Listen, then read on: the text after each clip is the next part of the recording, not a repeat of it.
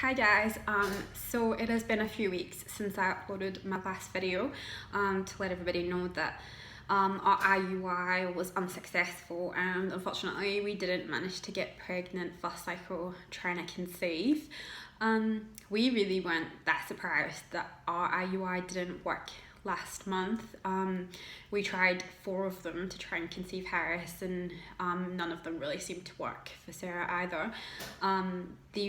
Pretty much the only reason that we actually decided to do the IUI in the first place rather than move straight onto IVF was that in Australia, in order to get a public healthcare refund or some sort of rebate on part of your IVF cycle costs, you actually have to prove that you have fertility issues. And the way that our clinic does that with same-sex couples is to do one IUI, and then if that fails you can say, oh well, we tried to conceive, let the sperm meet the egg kind of naturally, and it didn't work, so therefore we have fertility issues. So that was pretty much why we started with IUI, when really we had every intention of moving straight to IVF as quickly as we could. So after taking a little bit of time to sort of digest that news, we had a chat with our nurse coordinator at the clinic and asked how soon we could get started with IVF. In our chat with our fertility specialist, we had already asked if we could possibly move straight from IUI into IVF without having to go back and see him, and he was fine with that. So that's what we've done. And I actually started my IVF cycle on the 11th of November. I didn't do an update at that point because I'm literally just down-regging at the minute with Synarel. So it's really nothing exciting's really happened yet. So yeah, like I said, I'm using Synarel, which is a nasal spray. And on the 11th of November, I started taking it in each nostril, morning and night, on day 21 of my last cycle. And then after 7 days, they tell you to reduce it to 1 nostril twice a day. And I did that then on the 18th of November.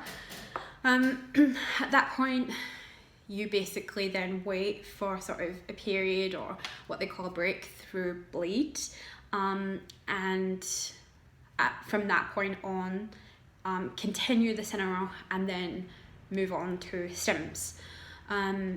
Unfortunately, I'm currently on day 32 of my cycles, and I still haven't had any period or breakthrough bleed.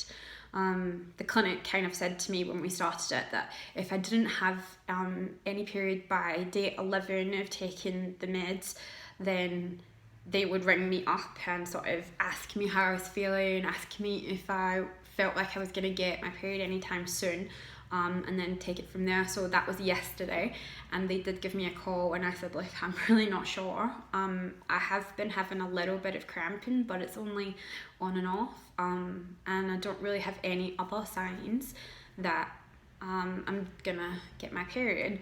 So they asked me to go and have a blood test this morning, which thankfully I could do locally, so I have done that. And I guess we'll just wait and see what they say. I think they're looking to make sure that all of my levels are basically low before they can start stims. I did what you are absolutely not meant to do when going for an IVF cycle, and googled Synarel and people who'd used Synarel and tried to look for instances where people had gone ahead with an IVF cycle without getting a period on Synarel, because the coordinators have told me that that does happen, that, you know, occasionally people won't get a period, and as long as the levels have been brought right down to where they need to be, they will start stimming, because you could wait forever and you won't bleed. So I'm basically just waiting for the clinic to get back to us and let us know what's going to happen from here. Okay, so I just got a call back from the coordinator at the clinic with the results of my blood test. She said that my progesterone levels are at 36, so they don't think that I'm at baseline yet, which means that she expects that I'll get a period in the next 2 to 3 days, and then I guess at that point I will let them know and take it from there. I'm a little bit disappointed that that this cycle seems to be going to crap before it's even really got started, so I really hope that I can just get my period and start this whole cycle and actually stop doing something, because yeah, I'm starting to get a little bit frustrated and disheartened. But I do have this little monkey here to cheer me up. You gonna say hi? Say hi. Hi, Harris. Say hi. Yeah, he's just having some lunch, aren't you, baby? Okay, so I guess I will just update everybody as soon as I have any more information, as soon as the stem part of the cycle is actually starting and I actually have some more exciting things to share with you guys. So yeah, thank you for following along with us, and I guess I will see you all in my next video.